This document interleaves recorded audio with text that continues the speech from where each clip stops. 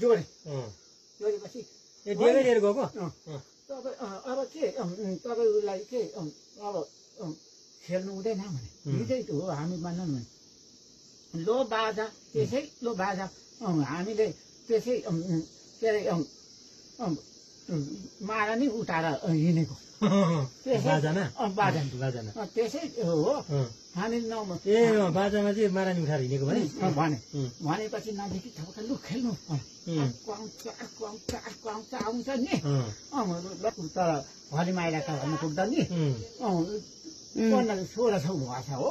1600 भएछ एउटा पैसा उठेछ 1600 उठेछ एक्लै गएपछि अब त अब सके त औँसी तेरो बाबुको के मारा नि उठाएर ल्याएको त तेरो बाबुको मारा नि हो लु बाजा त्यसै बच्चा मसाला छैन भने के अरे मासु पकायो भने अलिअलि जिरा चाहियो लसुन चाहियो अदुवा चाहियो भन्ने बुद्धिले मैले कत्र घुमाइदिएर हो 100% झारै छ नि तिरेदाईको पैसा चाहिँ 1600 कति घर खेल्नु भयो देउसी मैले नयाँ बजारमा 4 घर ए अनि यता गाउँमा चाहिँ शङ्खपुङ फाडे हाम्रो तिलेदाई लो साथीभाइ हाम्रो तिलेदाई चाहिँ बिहानै आइपुग्नु भएछ हो यहाँनिर देउसी कति घर खेल्नु भयो भने टोटल पैसा कति उठ्यो तिलेदाई कति उठ्यो झन्डै 2500 उठो राम्रो बक्सै बोकेर हिँडेको राति पनि हिँडेको सँगै अन्त कति दिन कति रात 2 दिन हिँड्यो 2 दिन बुधबारको दिन बजार गएँ हो याम सुनारेकन हो ढाका सर्कन हो ढाका सर्काई वरिपरि सबै गरेर नि म एउटै नाङ्गमा राखेँ कस्तो राम्रो नाङ्गमा राखेँ फोटो खिचेँ कलाकारसँग त फोटो खिच्नु पर्यो नि त होइन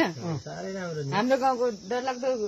डान्सहरू नि तिलेदाई अहिले त उता खेलिहाल्छन् सबैलाई तिलेदाईले है चौकी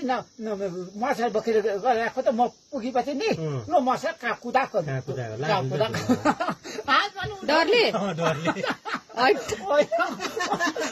होइन बहिनी अनि किन त उसलाई देखेपछि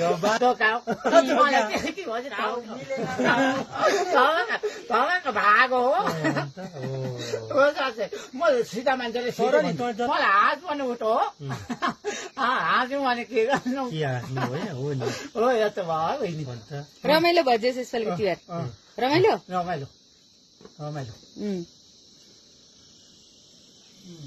भाउजूले भोलिपल्ट रातभरि देउसी खेल्न गइस् भनेर कराउनु भएन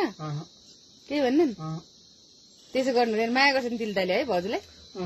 आज हामीले के गरेका छौँ भने सल्लाह के गरेका छौँ भने नि आज मूल भातमा खेल्नु भने ए राम्रो कुरा हो मूल भातमा ठिक